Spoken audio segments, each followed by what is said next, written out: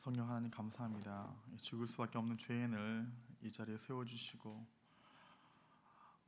죽어가고 신음하고 있는 북한의 영혼들과 또 도움의 손짓을 하는 그들을 위해서 이렇게 많은 분들의 예비하신 곳에 이렇게 세워주셔서 저희 부족한 보잘것없는 저의 삶을 또 학교 이야기를 전할 수 있도록 허락해 주셔서 감사합니다.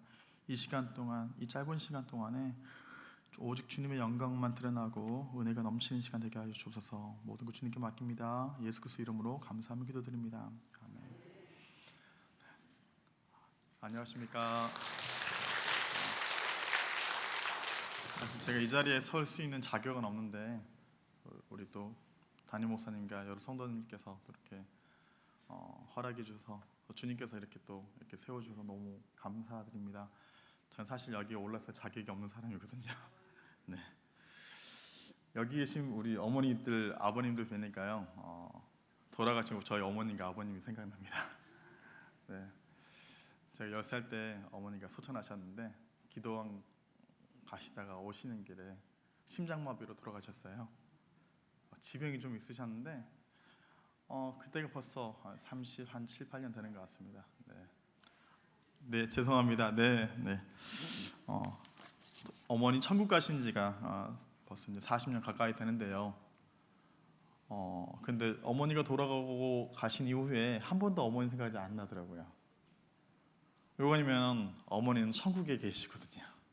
그 누구보다도 열심히 주님을 섬기고 사랑하고 새벽기도, 주일 예배 얼마나 열심히 다니셨는지 모르세요. 또 40년 전에는 참 우리 넉마주의 하신 분 많으셨잖아요. 밥 굽는 분들 많으셨잖아요. 항상 밥 하시기 전에 성미 떠놓고 밥 하실 때 십자가 그어서 따뜻한 밥 놔두면 오가다가 그런 분들 밥 먹이는 거 보면은 참 그때 왜 그랬나 싶은데 지금 보면 이해가 가더라고요. 제가 여기 오기 전에 안 좋은 소식을 하나 들었습니다. 여러분들 얼마 전에 중국 항저우에서 우리나라가 3등을 하고 야구, 축구 금메달 소식을 들어 참 기쁘셨죠. 그런데 그거 아십니까? 그거 아세요? 대한민국에 분단된 지가 벌써 70년이 넘었습니다. 국내에 탈북자가 들어온 지가 72년이 지났습니다. 72년입니다. 72년. 여기에 72년이 넘으신 분들 많이 계시죠. 고작 대한민국에 들어온 탈북자는 34,000명밖에 안 되고 있고요. 고작 72년 동안의 누계 숫자가 약 34,000명이 채 안 됩니다. 안타까운 일이죠. 그런데 우리가 기뻐하고 있을 때 올림픽에서 금메달 따고 여러 메달 따고 이기고 있는 승전보를 들고 있을 때 대한민국에 들어온 탈북자들은요 가슴을 졸이면서 울고 있었습니다. 왜요?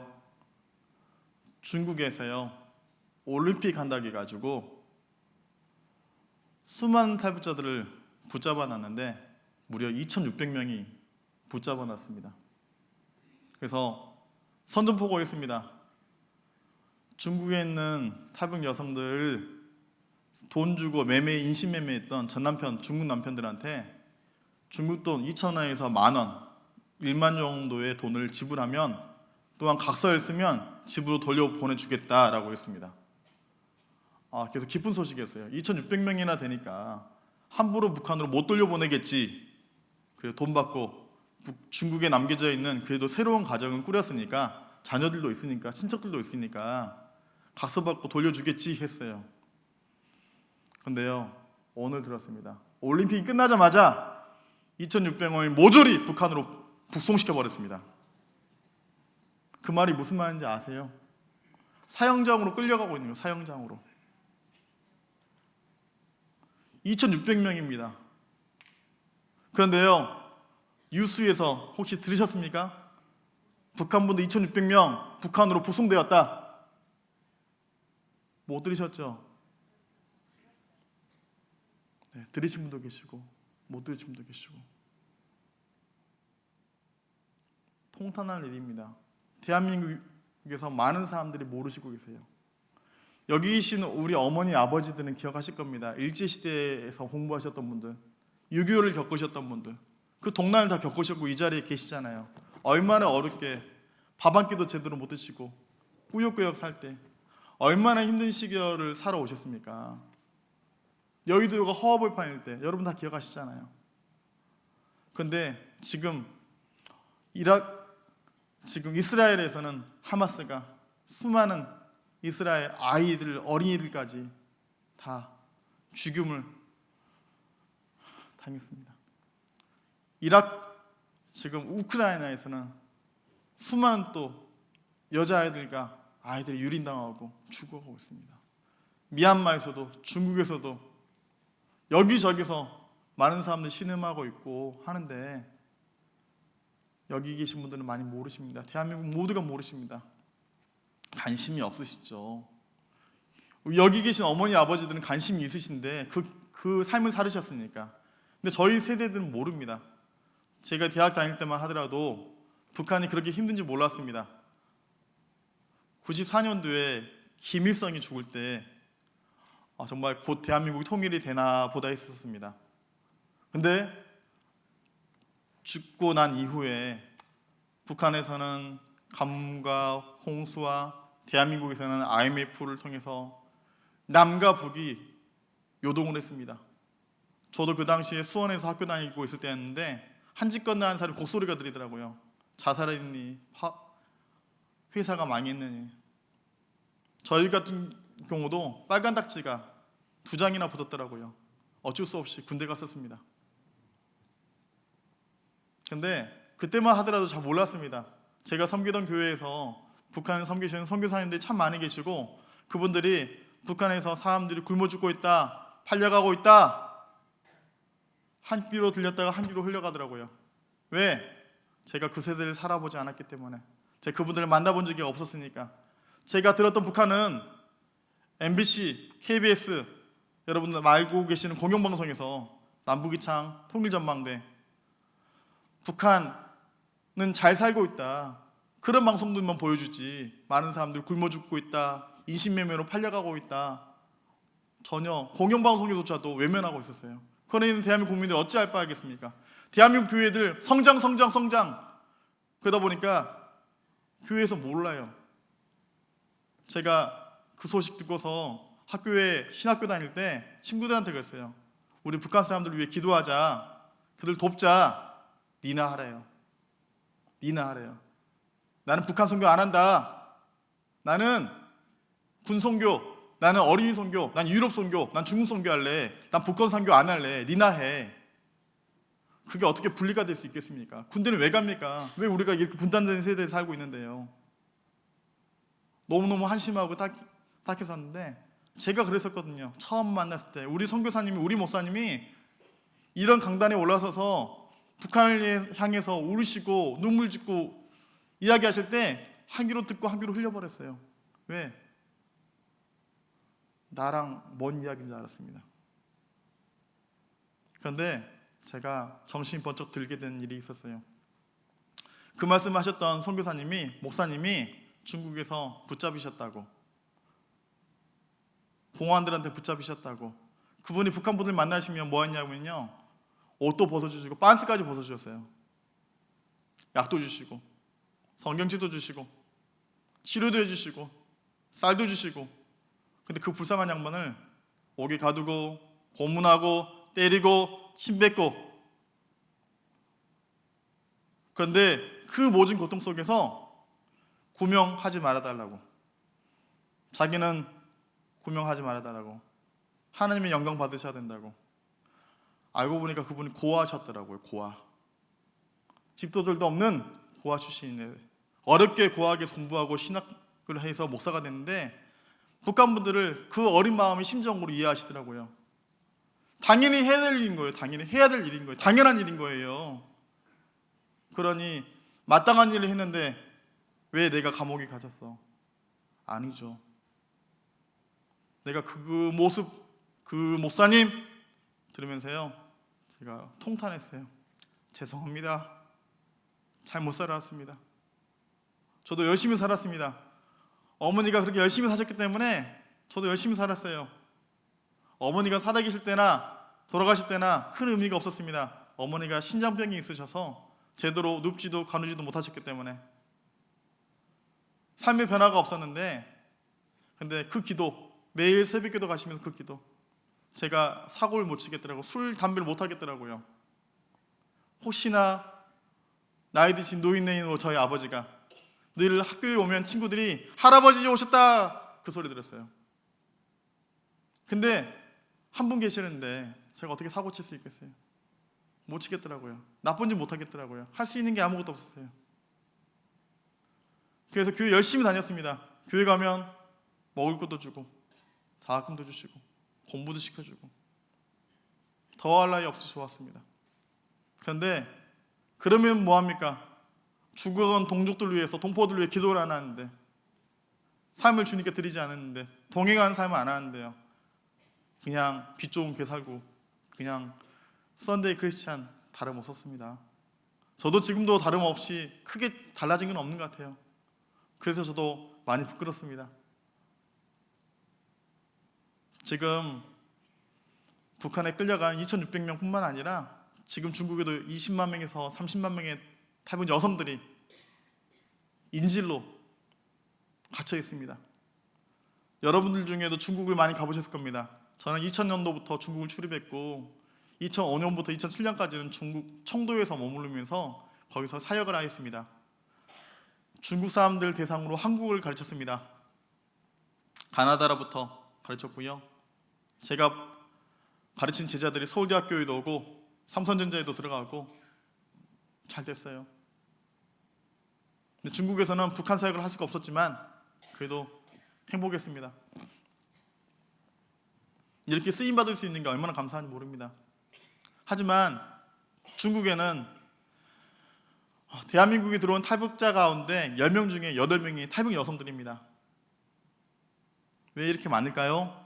인신매매로 왔기 때문입니다. 중국에도 사람들이 도시로 이동하면서 지방에는 농촌에 어르신들밖에 남지 않았고 노총밖에 없고 노동 인력이 없어서 또 아이들이 울음소리를 그쳤습니다. 우리나라만의 문제가 아닙니다. 그러다 보니까 중국보다 더 못 산 지역이 어디죠? 인접한 북한이죠. 북한에서 여성들을 기업적으로 인신매매하고 들여오고 심지어 할머니, 어린이 가리지 않습니다. 어린이들도 남자아이들도 인신매매의 대상이었습니다. 할머니들까지도 인신매매의 대상이었습니다. 중국 농촌이 그만큼 어렵기 때문에 어리면 비싸고 나이가 많으면 싸고 애를 못 낳는 사람들 중국에서 데려와서 노동력으로 심지어 꽃제비를 키우고 그 모습을 광경을 보고 왔습니다. 그런데 지금도 그렇게 수많은 사람들이 숨죽여서 살고 있는데 10년, 20년 살고 결혼까지 하고 아이도 낳아도 국적을 받을 수가 없습니다. 중국 정부로부터 보호받지 못합니다. 제가 이달 초에 하나원에 다녀왔는데 지난달 초에 갔다 왔는데요, 제가 만난 탈북자들 가운데 25년간 중국 생활을 한 탈북 여성을 만났었습니다. 우리도 학교에서는 21년간 중국 생활을 하다 온 탈북 여성을 만났습니다. 그런데 그들이 한국에 와도 공부할 수 있는 곳이 없습니다. 중국의 여성들이 10년, 20년, 30년 살다가 있는 가운데 자녀들을 출생합니다. 임신도 피임도 하지 않습니다. 낙태도 강요받습니다. 많은 아이들이 자라나고 있는데 그들이 호적이 없어서 학교를 다닐 수가 없습니다. 중국어도 저도 모르지만 한국어는 전혀 할 수가 없습니다. 근데 엄마가 자기 새끼라고 한국에 어렵게 많은 돈을 써서 데려왔지만 이 아이들은 갈 곳이 없습니다. 안타까운 일입니다. 저의 모습을 보는 것 같았습니다. 제가 돌아가신 아버지께 감사한 게 있습니다. 저를 고아원에 보지 않았던 거, 저를 그래도 키워주신 거. 저는요, 저희 아버님 고등학교까지 어릴 때 아버지 젖꼭지 만지면서 자랐어요. 어머니가 그리워서. 그래서 지금도 아버지가 그립고 가끔씩 생각이 나고요. 80이 넘은 나이에 돌아가셨지만 늘 사랑스럽고 지금도 제 핸드폰에 즐겨찾기 목록에 아버지 전화번호가 들어가 있습니다. 돌아가신지 아는데 보고 싶어요. 근데 북한에서 끌려온 탈북 여성들이 얼마나 고국에 가고 싶고 가족을 만나고 싶고 하겠습니까? 여러분, 여기 계신 할머니, 할아버지들, 어머니, 아버지들 기억하시죠? 이산 가족들, 잃어버린 가족들, 혹시 또 먼저 보낸 자식들도 있지 않을 겁니까? 가슴에 묻히고 살지 않습니까? 이게 남의 일이 아닙니다. 우리 일입니다. 대한민국은 통일을 위해서 노래한다고 하지만, 부르진다 하지만 정작 통일을 위해서 할 수 있는 게 아무것도 없어요. 중국에서 20년씩 노예 생활하다가 한국에 와도 공부할 수 곳이 없고 자기 자녀들마저 공부할 곳이 없습니다. 한글을 가르쳐줄 곳도 없습니다. 대한민국의 교육부 정책은 23세까지만 학생입니다. 중국에서 20년, 25년 살다 온 여성들이 허다한데 어디 가서 배우라고요? 이런 분이 계시더라고요. 북한은 의무교육이지 않느냐고. 맞습니다. 의무교육 맞습니다. 근데 김일성이 죽고 고난의 행군이 생기면서 약 300만 명이 굶어 죽었다고 합니다. 인구의 3분의 1이 아사 직전까지 다다랐다고 합니다. 확인할 수 없지만. 그런데 학교가 정상적으로 운영되었겠습니까? 그러다가 2011년도에 김정일이가 죽었어요. 더 나빠졌죠. 북한에서 공부한 학생들마저 주체사상 교육과 노동 교육에 시달리고 제대로 된 교육을 받지 않고 오는 애들이 대다수입니다. 차라리 공부를 안 하고 온 학생들이 훨씬 낫습니다. 빨갱이 물이 안 들었으니까요. 근데 우리가 그들을 미래의 통일 자원이라고, 통일의 주춧돌이라고 말만 하지, 그들이 공부할 수 있는 곳도 없는데, 한글을 배울 수 있는 곳도 없는데, 대한민국에 들어온 다문화 가족들보다도 못한 처지에 있는데 어쩌겠습니까? 이래가지고 북한에 있는 2,300만 통일할 수 있겠습니까? 안타까운 일이죠. 안타까운 일이죠. 저희 아버지처럼 저희 버리지 않으셨던, 여기 계신 우리 할머니, 우리 어머니, 아버님들처럼 간절히 기도하는 젊은 세들이 일어나야 되는데 관심이 없어요. 여러분들께서 더 간절히 기도해 주시고 도움 주시면 감사하겠습니다. 사실 얼마 전에 제가 그 누구한테도 이야기 못한 게 있는데요. 대한민국의 탈북 여성들은 북한에서 강을 넘는 순간 자기 몸이 아닙니다. 난도질 당하죠. 성매매와 성폭행, 여러 가지 노동들. 근데 오대학교 학생들, 그런 엄마들이 많이 있습니다. 그런데 우리학교에서 30대의 늦은 나이에 공부를 초등학교부터 시작해서 초등학교 검정고시, 중학교 검정고시, 고등학교 검정고시를 간신히 마치고 이제 겨우 대학에 들어갔습니다. 아이들도 이제 많이 컸는데 얼마 전에 울면서 전화가 왔어요. 한 30분간 울더라고요. 왜? 그러니까 제가 여기 계신 우리 목사님도 같이 왔는데 말씀 못 드렸어요. 우리 목사님 큰일 날까봐. 아이가 성폭행 당했겠다. 엄마가 죽으려고 하더라고요. 자기도 그런 삶을 살았는데 한국에 와서 자기 딸마저 성폭행을 당했다고. 그 딸아이가 대물림 되는 거죠. 한국에 와서도. 그 딸아이는 효심도 지극하고 공부도 아주 잘해가지고 특목고에 입학할 시즌인데 정말로 어렵게 공부한 아이가 특목고에 간다는 게 쉽지 않아요. 한국에서 학원 많이 보내고 공부 잘하는 사람도 쉽지 않은데 아이가 성폭행 당했답니다.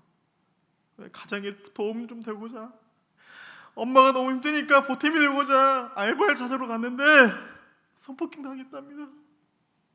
엄마가 억장이 무너지고 죽고 싶다고 그러더라고요.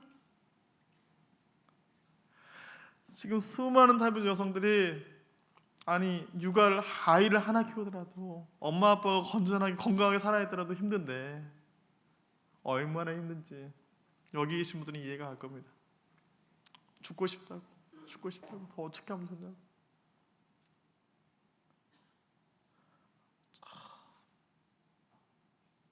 제가 해줄 수 있는 게 없더라고요. 기도하겠다고.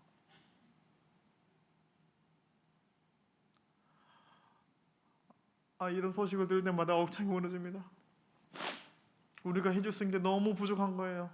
밥 한 끼 먹이기도 힘들고, 한국어 초등학교, 중학교 검정고시 가르치기도 힘들고, 정부는 외면하고, 기업들도 외면하고, 교회들도 외면하고, 사회도 외면하고, 우리도 힘들고 나도 죽겠는데 애들도 저희는 고등학교까지 마쳤으면 이제 사회 나가서 잘 살겠거니 하는데 들려오는 소리는 좋은 소식이 아니라 저 어떡해요? 죽고 싶어요. 저희 아이 어떻게 해요? 너무 괴롭습니다.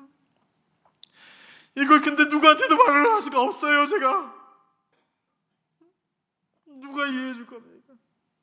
저도 지금 학교에 수많은 일들이 벌어지고 있고 그걸 수습하기도 힘들고 사람이 없는데 그걸 제가 어떻게 합니까?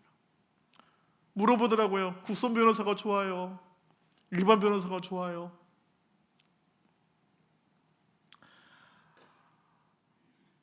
정말 여기저기서 신음하는 소리들 들리는데 제가 할 수 있는 건 기도밖에 없고요.